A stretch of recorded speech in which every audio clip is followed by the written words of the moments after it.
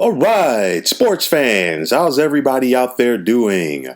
William Martin coming at you one more time here on YouTube with another edition of the 300 Pounds of Sports Knowledge podcast. Now, the Pittsburgh Steelers were tested today as they went on the road to earn a hard 27-24 victory over the Tennessee Titans. Now, this was a battle of undefeated teams, and it lived up to the hype.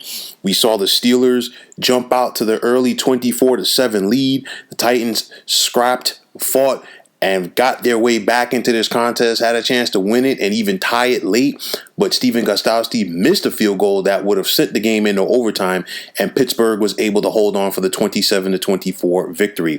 Now, Pittsburgh set the tone on the opening drive of the game. A 16-play, 75-yard drive that ate up more than 9 minutes of the contest, and it ended in a touchdown for the black and gold.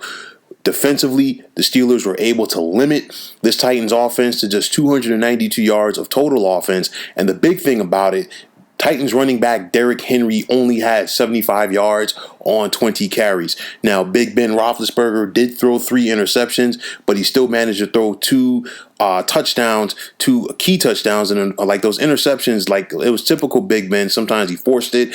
I look at the one that he threw just before the end of the first half, and it left me scratching my head. He had a field goal in his back pocket at least. And, he got greedy and it cost him. And, Pittsburgh, instead of having a 24-7 lead at the half, they could have been up 27-7, if not more. But Pittsburgh won the battle in the trenches because they limited Derrick Henry on first and second down. It took away from what the Titans like to do best as far as play action passing, and they made Tennessee more one-dimensional. Ryan Tannehill is not going to beat you by himself. He feeds off of this running game that the Tennessee Titans have. And of course, Pittsburgh took advantage of the injuries on that offensive line for the Titans. Again, no Taylor Lewan for the rest of the season as he's out while recovering from an ACL injury. And it's a situation, you look at this Pittsburgh front with the likes of TJ Watt and Vince Williams in that front seven and Cam Hayward. They went out there and they set the tone. They put pressure on Tannehill. They made a lot of sure tackles on Henry, and they never got him and gave him an opportunity to get it going. A lot of times, Pittsburgh was meeting him in the backfield literally right after he got the ball from Tannehill. So that really set the tone defensively for the Steelers. James Conner had a hard 82 yards on the ground. And for the Steelers, you got to be feeling good. You're 6-0 for the first time since 1978. Of course, we know what happened in 1978. The Steelers won their 3rd Super Bowl championship. Obviously, this is a different team, but make no mistake about it that the Steelers are heading in the right direction. They're 6-0, and in 2 consecutive weeks, now you can say that you've beat both the Cleveland Browns and Tennessee Titans, 2 playoff contenders, and there's a good possibility that Pittsburgh could see both of these teams come January. Now, big-time road contest next week for Pittsburgh on the road as they're going to travel to take on the Baltimore Ravens. Baltimore had a bye here in week number 7, so they're going to enter that contest fresh. And Pittsburgh defensively will once again have their hands full as they try to slow down Ravens quarterback Lamar Jackson. But Mike Tomlin, the Steelers head coach, he has his finger on the pulse of this team.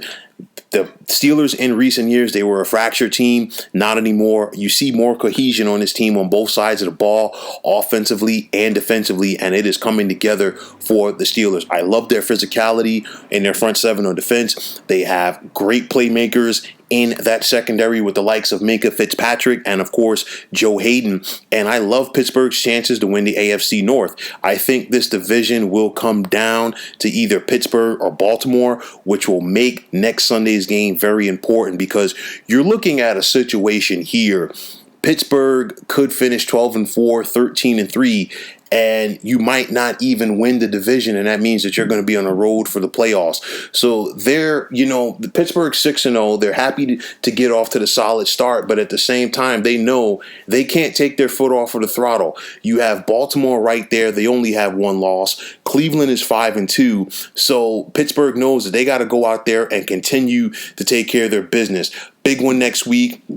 on the road versus the Ravens. After that, they're at Dallas. Dallas isn't playing good right now. And week number 10, they host Cincinnati. And yes, the Bengals have only won one contest this season, but they are playing some good football this year. Week number 12, another game with Baltimore, and then they finish up on the road at Cleveland in week number 17. So Pittsburgh's really got to go out there and take care of their business. They have the team to do it. They're focused. I like the cohesion this year with Big Ben and his wide receivers, the likes of Juju Smith-Schuster. We've seen how Eric Ebron, the former Indianapolis Colt, has really come in and solidified things at the tight end position.